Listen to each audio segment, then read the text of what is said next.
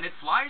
This flies very well. The first time that I saw one of these, it was actually a toy in a toy store. It was made out of half of a soda can. Okay. And it was like a death machine. One end was folded over. It looked kind of lethal. And I thought, well, I could do that with a piece of paper. Okay. So what you do is you basically sort of lock this thing together with a couple of folds. I'll just pull this apart. Like a couple of inches and the width, diameter and everything? So the last fold is what locks it together. And basically it's just folded over a few times.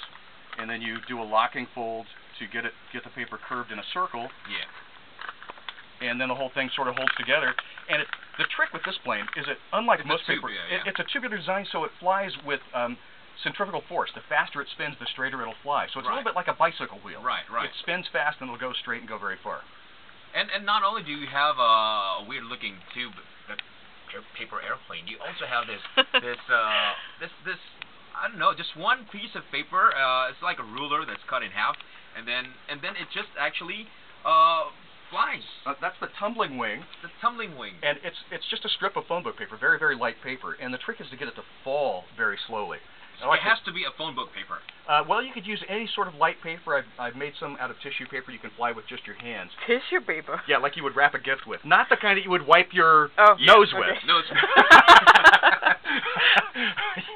But, you know, wrapping tissue paper. So this one, the concept behind this is that you go in and use like a draft, you create a draft or something? Right, the idea is that you walk forward with a piece of cardboard. As long as the top of the cardboard is leaned back, you're scooping up air. Air rides up over the cardboard, just like air hitting a cliff, where a seagull would fly back and forth along a cliff. Right. So you're creating an updraft, and as long as that air is moving up, the same speed the plane's moving down, it'll stay balanced right there in that wave of air. Okay. So that's why it has to be really light.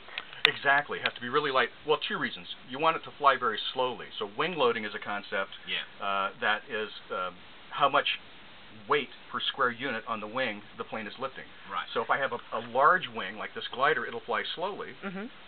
Or if I have a stubby wing like this, the Stinger here, it'll fly very, very fast. So wing size, shape, and material all determine how fast or how slow the wing is going to fly. Right, and you're listening right now in your car saying, oh, that's too scientific. That is exactly the reason why Mr. John Collins is making all these paper airplanes. Like the basis of how everything works is how it flies and everything.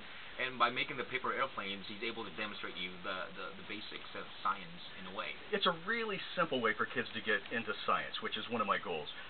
If you pick up and throw a paper airplane, you're actually doing, in its essence, the basic scientific method. You make a guess on what's going to happen when you make an adjustment. You throw the plane, and that's the experiment.